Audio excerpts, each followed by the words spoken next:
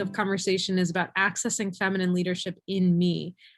So, when we look at leadership in an organization or this kind of moment of disruption in our world and the ways that our agencies are trying to address that, often we look to try and explore, how do we lead that problem happening over there? How do we deal with that challenge happening outside?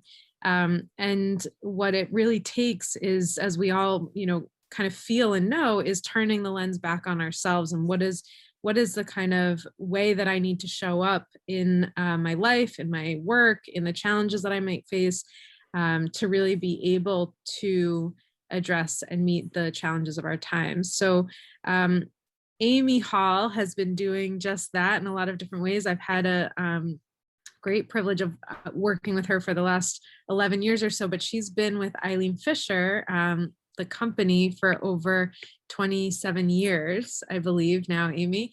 And she led the charge on creating the social consciousness program and team, leading the human, environmental, and economic sustainability. She's now a colleague in the foundation as well. She has developed greater alignment around the benefit and B Corporation status in the company, the quadruple bottom line framework, which she can tell us more about. She played an instrument role in shepherding forward the Vision 2020 goals, which we can hopefully go into a bit too. But what I've really admired in you, Amy, is the kind of humility that you lead with, and the way that you've held the Eileen Fisher values, even when, not just inside the company. Sometimes it feels easier to hold these values when you're kind of working only with internal colleagues or people who are kind of on the same page. But you've really held that with so many external partners and aspects of the supply chain, which has really been admirable to see and experience and understand. And I think so many of us coming, from into this conversation deal with various different aspects. Even if we don't have a apparel supply chain that we're looking at, there are so many different aspects of stakeholders that we need to operate with and connect with. So we'd love to explore that with you today. And thank you so much for joining this conversation in your busy schedule. So I'd love to turn it over to you and to let you introduce yourself. I have had the privilege of developing a whole body of work inside the company, and a lot of that work, I think the reason I've had the privilege to do that is because it also reflects who I am as an individual. So it wasn't a big stretch in that regard. And I've had the privilege of working with some amazing people throughout the years, most of whom support what I'm doing. It's not always an easy way forward, and maybe we can talk about that. And now I'm serving as the social consciousness strategic advisor, both to the company and to the foundation, and the journey continues. So happy to be here. So, in this whole long time that I've been with the company, we've had mostly a lot of ups. It's been a very profitable company, very successful company all these years. And when things go well, you have more resources to invest in your work and more people, and you have the opportunity to be very innovative and creative. It feels like a really rich, fertile playground, right? To move the work forward in. And then you have a year like we've had the past year. It's been more like 2 years for us. Actually, our sales started to dip the year before the pandemic, and things started to get very, very tight financially, and we lost people. And so our ability to be creative in the traditional way shifted. So a couple of things are happening right now as we try to kind of come out of that phase. And we are now in a place of re-envisioning, what does social consciousness, what does sustainability mean to the company at a time of scarcity, really, even though our sales are starting to come back. And it forces a different kind of creativity, and it forces a different kind of integration and partnership inside the company. And that's what we're just beginning to act on as we've allowed the company to kind of heal itself and allow people to get re-situated in their responsibilities that have all sort of shifted over the past several months. So it is kind of an exciting moment now because we see possibility reemerging. And similarly with the foundation and the work of, with you and with others that I'm involved in, just starting to see the cloud, break open and the sun to come through again and to see possibility. So I'm excited about that. It both keeps me up at night and it's exciting. I agree completely. And if you had to just think about, before we go over this feminine leadership idea, if you had to think about where feminine leadership applies, inside the Eileen Fisher world or in yourself, what comes up for you about that? What does that even mean? Well, it's a great question because I personally don't think about feminine leadership much because we are 85% women in the company. It's when I leave the company and I find myself in like the real world. When I'm in meetings with other businesses or industry organizations, and I realize how different it is out there. So that's when I reflect on, wow, I have gotten used to a very different way of being, and it's a way of being that I really enjoy and that has allowed me to flourish as an individual. I find when I'm outside with male-dominated groups or male-dominated energy in a group, even women who are like leading meetings, for example, who aren't giving space for voices. I'm an introvert. I need to kind of almost be given permission to speak at a meeting. I need somebody to say, and Amy, what do you think? That doesn't happen so much in the outside world. And so I think that for me, it's about recognizing every single voice in the room. It's about lifting up and giving space and putting people ahead of yourself. We all can do it. Doesn't matter whether we're a leader or not. And, losing that ego and losing that sense of, that I'm in charge. I'm, everybody should listen to me. I feel like that doesn't come into play at all in my Eileen Fisher world. So the idea that we wanted to talk about is, Amy, what you just mentioned is, there's whether or not it's gender related is still a question that I have. I think, we've seen that when there's a majority women that a different leadership style emerges. Do we call that feminine? Is it gendered? I don't know, but I think as we explore this, what we've seen is, there aren't many words in the English language to describe this polarity. And so the, feminine and masculine are describing two sides of a polarity. And there's healthy traits that come with that and somewhat unhealthy traits. And as you were just saying, when I go out of the Eileen Fisher ecosystem, sometimes I find that there are also kind of these hyper feminine things that I've experienced inside Eileen Fisher that are sometimes maybe a little bit unhealthy feminine, and we need a little bit of the masculine to bring us back online. So I think the point here is to be able to see that masculine and feminine are the words that we're using to describe this. But I'm curious, we've brought it up a couple of times, does it actually have to do with gender? And I think, there's some elements of this that we've been enculturated, but there are a lot of really great examples of male leaders who hold a lot of these traits that we might describe as feminine, to hold these different things. And I think what we've found, and I'd love to hear your perspective, Amy, what we found is that it tends to show up in women because feminine leadership tends to show up in women, or the style of leadership that we're showing here, because we've been enculturated or socialized in that way. And when we have a company with 85% plus women, we've had these traits kind of show up, and it's created a different company culture in this company that's almost 40 years old. So if you just think of the arc of women's rights and women's history, this company kind of growing up in that with women leaders, it's kind of been steeped in this, what maybe the left side of it. And before I turn it over to you, Amy, I just would love to share, if you looked at it this with an infinity symbol, just kind of overlaid on top of it. I mentioned earlier that, for example, with the sifting through the noise and focusing on the task, that can get a little bit hyperactive almost, and drops into singular perspective.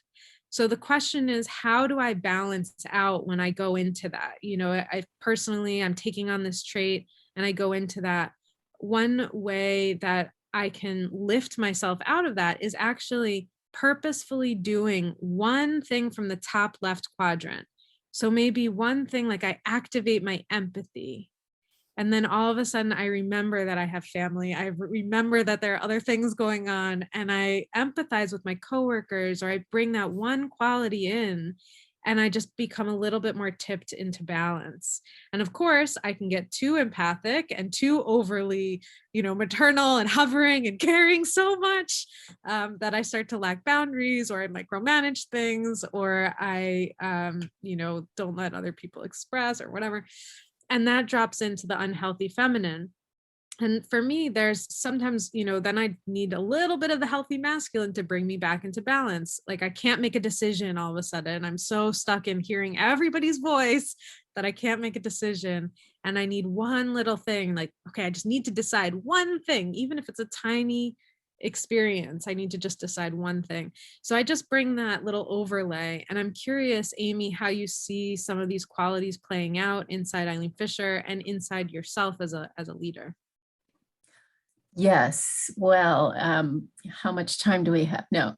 So the thing about, we have long recognized our tendency inside Eileen Fisher to, for people to lean in a certain direction. And I would say lean in the healthy feminine, even sometimes the unhealthy feminine direction, definitely leaning in the feminine direction based on the lists that we just generated. And we've actually had to go through training to either untrain ourselves from kind of unhealthy habits or to train ourselves to adopt new habits. And an example of that is we've gone through active listening training.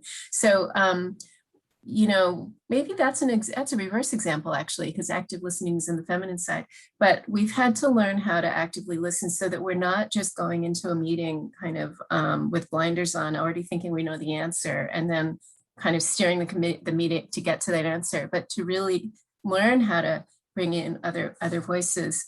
We've also actively, oh my gosh, we learned how to give direct feedback, and we had to go through training for that. And we had like steps that we had to go through in order to give this direct feedback. And for me, that was one of the hardest things I ever did. But that was a way of learning what might be traditionally thought of as a masculine trait, because we were so careful around each other. We were tiptoeing to the point where nobody really understood what anybody was thinking. It was funny, not so funny. Anyway, those are a couple examples of how those things have shown up for us and what we've tried to do about them. Thanks, Amy. And I mean, that's super helpful. And I'm also curious, when you've applied it to Vision 2020 and even the creation of Vision 2020, maybe you could tell us a little bit about that and how it developed, or, Sure. Yeah. So the Vision 2020 was our 5-year plan to become more quote unquote sustainable. Not a word I like to use much, but that's the easiest way to describe it. And it wasn't something that, my team or a few of us just sat down and wrote out. We had to orchestrate a whole process to get there. And what we did was we had to hire an outside facilitator because, we were so used to each other that sometimes you need that outside energy to kind of break through and force a different way forward. And in this case, our outside facilitator taught us, first of all, she would, every time we gathered together, first of all, what she did was she helped us create a cross-functional team of people. So to go from our comfort zone, which was my own team working together, to creating a cross-functional team that was meant then to work together to create these new goals around social and environmental issues. And once we had that team gathered, she gave us some new tools to work with. We used journaling, actually. The beginning of every single meeting, we would sit, she would give us a couple of guiding questions and we would sit for 10 minutes and journal, and then we would get in pairs and share. And so that was helping us develop new relationships with people that we might not normally work with. And and allowing us to kind of, empty our cups before we got into the meat of the meeting, but to get us out of what was already on our minds when we walked into that room and just bring our attention front and center. And there was always a process of everybody getting to share, whether it was verbally or in a writing process on the wall or whatever. And then there were identified ways to make a decision. There were working groups that held certain topics, and so we could give input, but it was those groups, kind of responsibility to move things forward. So that was really clear. There, like, a lot of things became clear, and what was fascinating about it was we were able to accelerate a lot of this work that had kind of been limping along for years and years and years. And so, I'd been with the company at that point for, 14, 15 years. And we had just had a very slow increase of our work around environmental and social sustainability issues. Once we brought this cross-functional team together and we were able as a team to set new goals and hang our hat on them and all agree on them, and then divide up the responsibility and create these new norms, our work went like this to like that. It was fascinating. And we achieved a very significant goals in 5 years that we couldn't have even dreamt of prior to that. So that's a taste of what happened. I can go into more detail, but I don't want to put you all to sleep. I'd love to, no, I mean, first of all, for me, this is also fascinating. So I'm curious, how others are finding it, but there are key pieces, even in the way that you talked about that. So bringing reflection in, getting on the same page, even the idea of a cross-functional team, really bringing people from different departments in the company together to think about this, not just say, okay, here's your directive. This is sustainability. It's coming from leadership. This is what you need to do in your department. It was actually bringing those people together to do the reflection together. So I think there are key pieces in, that whole journey. And I loved one of the videos, the Wolves in Yellowstone video, because I highly recommend it. We can put a link in the chat, but it's a public video. It's about reintroducing the wolves to Yellowstone. And what Sarah Schley, the facilitator that you were talking about, what she did was she said, what are the leverage points for change here that would actually shift the riverbanks? So as we create Vision 2020, we're not just looking at changing the flow. We're not just looking at the water and changing the flow of the river, but what are all of the different ways that the ecosystem needs to work together? And that really, I think the sustainability ambassadors and the team that you created became the wolves in Yellowstone, so that the river did shift towards Vision 2020. So I think, that's part of feminine leadership, and what I've seen in you is also you saying it doesn't just need to come from me, the VP. I'm going to bring in expertise and not just expertise, but a style of facilitation that will help us get there. And that's a different style of leadership. So I don't know if there's anything you want to say. I just want to add on that point. It reminds me, when first of all, it was my idea to bring in this facilitator, and at the same time, I was a little remiss about that idea, because it was an admission that I wasn't able on my own to make the breakthrough that I had wanted to make. And actually, my co-leader in my team, she expressed great dismay that we had to bring in external facilitation, because she felt like we had been therefore a disappointment to the company. However, so there was an element of having of like giving up, ceding responsibility or ceding ownership over this, and acknowledging that we ourselves don't always have all the answers, and that there's a value and a richness in leaning on multiple voices, because together, 2 heads are better than one, 20 heads are better than one, like that. So it was very painful at the moment, but in the long run, it was outstanding and absolutely the best thing we ever did. How do you balance things like decision making from an intuitive place to a strategic place. And just, as I've heard you talk about it, how do you do that internally and how do you do that in the company? Because that's kind of on both sides of that polarity. There's decision making if we're doing it in a healthy way, but one could be more from an intuitive kind of, oh, I know that this is the thing that I need to do, versus, and you said this earlier, like we came to clarity is how you said it. And I love that because, like, yeah, I know that feeling. We came to clarity, but that's very different than we made a strategic plan and a strategic decision to go in that direction. So I'd love to hear your thoughts. Oh, gosh, this is a tricky question. So for the first 18 or so years that I was with the company, we were delighted with the fact that we never used the word strategy, and that we actually learned to lean into our intuition, because that was something Eileen has always done. And it became a recognized practice of ours. And it's something that we actually celebrated. If you were able to tap into your intuition, why not? It was like that book, the old book, The Inner Game of Tennis, where your body just intuitively knows how to swing to get the ball across the net. You don't have to think about all the, hold the tennis racket this way, pretend you're shaking its hand, right? All these things. It would just come. And so we operated that way for a long time. And then we started to kind of realize, well, we are part of the real world, and the real world is very data driven and needs more